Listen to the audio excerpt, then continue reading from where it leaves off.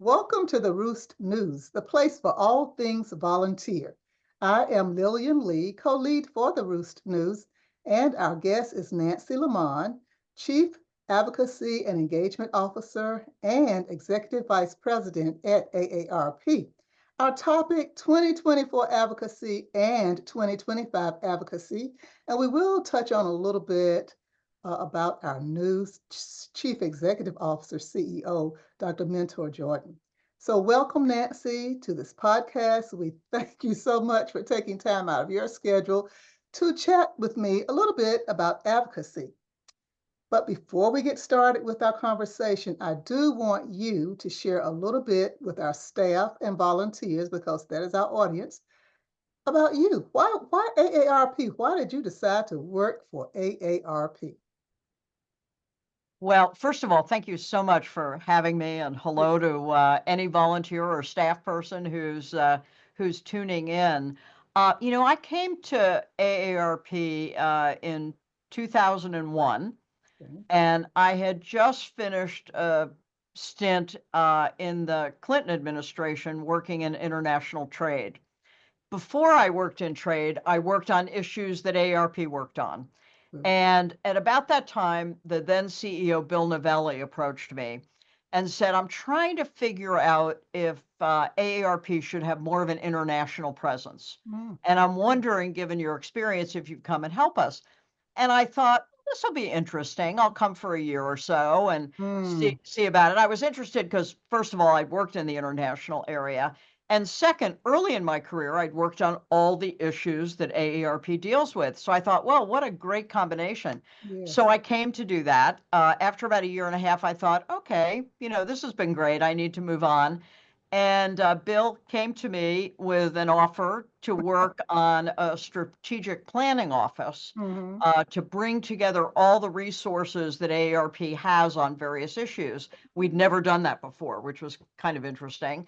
Mm. And what I found was the issues that AARP is working on are just totally invigorating, important, and a place where I wanted to put my energy. So I came for 2 years, and I've been here a little over 20. Wow. It, it's been a great ride.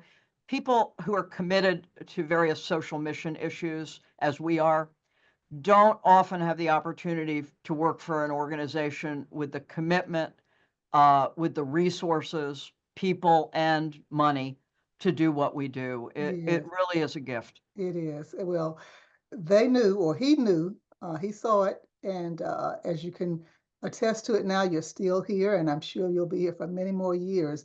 Well, thank you for that. I know the volunteers and staff enjoyed listening to that background information. So let's just start. 2024 advocacy for AARP. Share some of the initiatives or accomplishments for 2024 for AARP.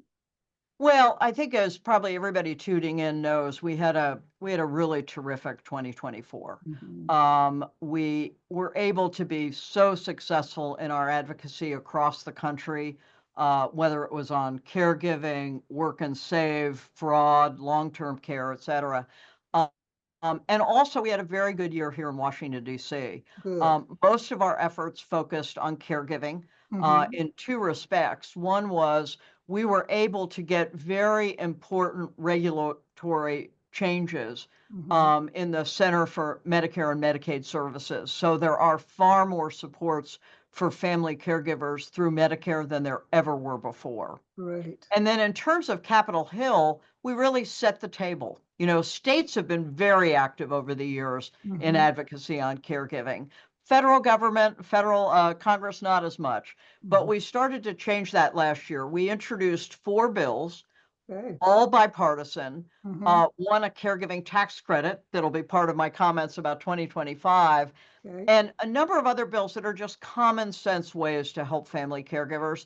And we push them, we set the table, and we believe we'll be able to make progress this year. Of course, 2024 was a year divisible by four. And what do we do in each of those years? We Right. do a major voter education campaign across the country. And we always focus on a number of things. First, how do we bring the voices and issues of our members to the attention of people running for office? How do we take what candidates for office say and deliver them back to our members? Third, how do we provide basic information to our members on how to vote, where to vote, and when to vote? We know our members want to vote. Right. 95% of them say they're going to vote and do, but getting them the right information in terms of where and how to vote has always been Mhm. important. And then finally, our final goal in our voter education work is to be sure that people recognize the power of the older voter. And indeed, Mhm. 52% of all ballots cast in 2024 were people over the age of 50. So Good. 52%. So that was a major initiative. And one thing we did very deliberately was we asked every candidate for federal office where he or she stood on the issue of caregiving and Yes. the issue of Social Security. And Right. that helped us develop, I think, deeper relationships with these members of Congress, with state legislators as well, because we did it in a number of states Mhm. to move forward. One thing we learned that'll guide our work for this year for sure is that the economy was the major issue for our constituency. And that has important implications for all the work we do moving ahead. Great. Well, you mentioned states, and I was going to, and I still will ask about the states. Have you received feedback? I think we have 53 state offices. Have you received feedback from the state offices if they felt that they were successful in their part of the U.S. in getting advocacy work done? Yeah, they did. Great. I think generally states felt that 2024 was a very good year for them. Great. Mhm. We've just begun 2025, and I know we're going to move to that in a minute. But a lot of our states are really looking because the environment has changed a little bit. Sure. Many states are dealing with much tighter budgets. So Oh, I think yes. our state folks tell me that they're very pleased that they made the progress they did in Mhm. 2024, and we're going to see how 2025 lines up. Right. Well, before we transition to the 2025, thinking about that 50 plus population that AARP advocates for, feedback from that population, what are they telling AARP Well, I think the or told major AARP in 2024? Yeah, I think the major message out of the election, and you know we do a lot of polling Right. across the country, is that the economy was the single most important issue for our members. The second most important issue for our members was immigration, Hmm. and the third was choice abortion. And Okay. so, in effect, our members lined up almost like almost all of the other groups of members where Good. the economy was the dominant concern. Now, interestingly, throughout our polling, we found something we hadn't seen before, and Okay. that is for women Hmm. 50 to 64, the economy and day-to-day expenses have Hmm. always been the dominant issue. Right. This time, the concern was not just about today's economy, but Hmm. the future. Great. Many of them Okay. expressed concern about whether Social Security would be there for them and Hmm. whether they would have enough retirement savings. And the reason for that is Hmm. most of them don't have a lot saved for Oh, retirement. okay. That's Yeah. a problem for both men and women, but especially for women who take time out of the workforce, Yes. maybe lose a little of their Social Security benefits because Hmm. they take time out to raise kids or take care of family members who are sick. So Hmm. I would say the big lesson for us is it's the economy. Okay. Well, thinking about 2025, and we only what a month and a couple of weeks into 2025, but We are. what will the headlines read as your focus for 2025? What's the headline? Well, I'm glad to do a headline of what we think it's going to be because I can't Okay. possibly predict what's going to happen. And I think you're all watching what's happening in Washington and can Yes. understand we're in a pretty tumultuous couple of weeks with a Hmm. lot of different signals. We expect it'll settle down a little bit. Look, 2025 is going to bring challenges everywhere.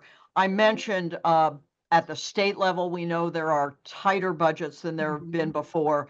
And at the federal level, there's going to be a lot of concern about federal spending. Mm, And we know that because members on both sides of the aisle have talked about the level of federal spending. mhm. And we also know because in the first couple of weeks of the President Trump administration, there's been a lot of attention given to the federal government, its grants, its the number of workers it has. Mhm. So I think one thing we're very seized of is how important the budget is going to be.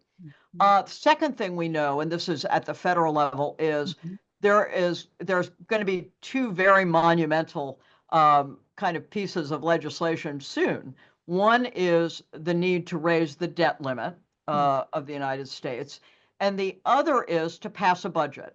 Congress was Yes. able to put a budget in that goes through mid-March, Mm. and they've got to either extend that resolution or create a different budget. But that what's hanging in the balance is funding the federal government. Mhm. And you could go to probably any street corner and find somebody who might want to take a bet with you on whether the government's gonna shut down. I'm not taking any bets, Okay. but it is a possibility, and that will dominate, I think, a lot of the discussion over the next couple of months. Mm. Coming out of that will be uh, a discussion generated with the Congress and the president Mhm. on the tax bill. You'll remember that Yes. President Trump, in his first term, enacted a number of tax cuts for the American people, for businesses. Mhm. Those expire soon and Mhm. need to be either extended or changed. And so there will be a very big piece of Mm. legislation that we will work on related to the tax bill. Now, one area that we are very focused on in the tax bill is making sure that there is a tax credit for caregivers. I was thinking about I think you caregivers. all know Yes. it, caregiving tax credit. Mhm. It's a tax credit for caregivers who are in the workforce. We want to help them with their expenses with the hope that they'll stay in the workforce, continue to push the economy, and also continue to have resources themselves. So we'll be working very hard on caregiving and that particular tax provision. Separately, we have a number of other caregiving bills that we'll be Mhm. working on, and those include efforts to cut down on administrative barriers that caregivers might have as they're trying to deal with the Medicare program. We want 1-800-Medicare, that information line, to Mhm. be equipped to identify you if you are a caregiver. Yes. Sometimes the patient cannot call, and it's the Mhm. caregiver calling and can't always make their way through the morass. So we're hopeful that we're going to make progress on caregiving. And of course, the rest of the agenda is still being developed. So Well, your viewers may want to come back in a few months and have one of my colleagues on to talk about how the legislative landscape has changed. If I can, I'll tell you a few other of our what initiatives about for. Social Security? Is that going Oh, to? well, Social Security. We expect Mhm. that the president will have a proposal related to Social Security, probably on whether Social Security benefits should be taxed. He Okay. doesn't Mm. believe they should. And as many of the volunteers on this call will know, we've worked in a number of states to ensure that Social Security benefits are not taxed at the state Yes. level. So this will look at it at the federal level. We haven't seen a proposal yet, so Okay. we haven't taken a position, but we expect there will be some activity related to Social Security. So again, I urge you to do another podcast in a month or Okay. two, and we can give you a little bit more update at that point. At this stage, we just don't know Sure. the Sure. specifics. Any other topics that come to mind that the 50 plus population, who are our volunteers, a lot of them are our volunteers, and the staff, as far as relating the Congress or the federal to the state level, anything that you would like to tell the state offices that they should focus on? Well, it's so important for us to continue to harness our volunteer strength. That is Mhm. our comparative advantage. when it comes to being successful with our agenda, Yes. Yes. whether it's the federal level, the state level, or locally. Mm-hmm. And in order to do that, we are going to put a lot of extra energy into developing our grassroots and our grass tops across the country. Okay. Now, years ago, we had good grassroots systems in all of the states. And frankly, we didn't have a very strong e-activist, online activist. Yes. Yes. So we've put a lot of time and attention. We probably have the best e-activist system of anybody Yes. in the Yes. advocacy arena right now, but we didn't focus as much on the in-home, in-person Mm-hmm. grassroots work. Mm-hmm. We're changing that. We Okay. now are going to make this a major priority for 2025, develop our grassroots, and at the same time, develop our grass tops. These are volunteers or staff who Mm-hmm. can develop a good relationship with a member so that it's more than just a group of people in a room, but somebody who could call up a member of Congress and Yes. say, I really need you to focus on this issue. We're in good shape. We've done a lot of work in a lot of places, but we have to really double down. It's so important. It's almost ironic that in this era where everything is digital, everything you talk about is AI, that Mm. we're working at the in-person and personal Yes. touch. But that's what's going to make us even more effective. Yeah, that's great because in my state, North Carolina, I am a legislative liaison, and we're Yeah, planning this year to have a presence at the General Assembly one day each week. So that's new yeah. for us. We're increasing that visibility and that one-on-one contact. So that's going to be very important. I agree with you. Yes, That's definitely. great. And one thing we know is even though members of Congress are in town almost all the time right now, when Mhm. they get back into their normal routine, they're going to be back home as much as they're Oh, here. yes. And it's a lot more, it has a lot bigger impact Mhm. when we have our volunteers meet with them back home. Yes. It's just a different way of connecting with them. So this is going to be a very major initiative. Second area, this is not advocacy, but our Okay. wonderful program work. It's our Okay. wise friend work. Yes. We're going to continue to expand our programs. And this Mhm. is hugely important because volunteers are delivering Yes. most of our programs in person. Most of our events in the states now, over 50% are volunteer led. Mhm. Speakers bureaus are Yes. growing.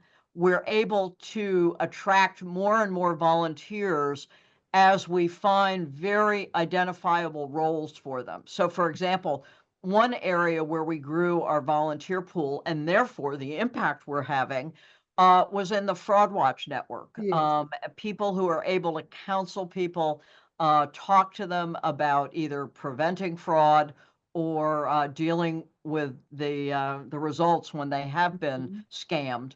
So Mhm. all of these are areas where you're going to see us grow even more, and Great. our commitment to volunteers is strong. It's steadfast, and I invite you to have your guests, if there are any recommendations anybody has of what more we should be doing to support volunteers, areas where perhaps volunteers can do more Okay. uh, than we've thought of right now. Please have them contact, I guess and you can be in touch Yes, with we can us. make sure that Yeah, information is provided. yeah, Definitely, we'd love to do definitely. that. Great, great. Was there anything else about advocacy or anything with AARP before we move to the last topic, which is our new Chief Executive Officer, Dr. Mentor Jordan? I don't know how much you want to share or her vision at this time. I know it's early yet, but any thoughts? Well, it is, and I'm delighted to give you my impressions. Okay. So, Dr. Jordan has arrived.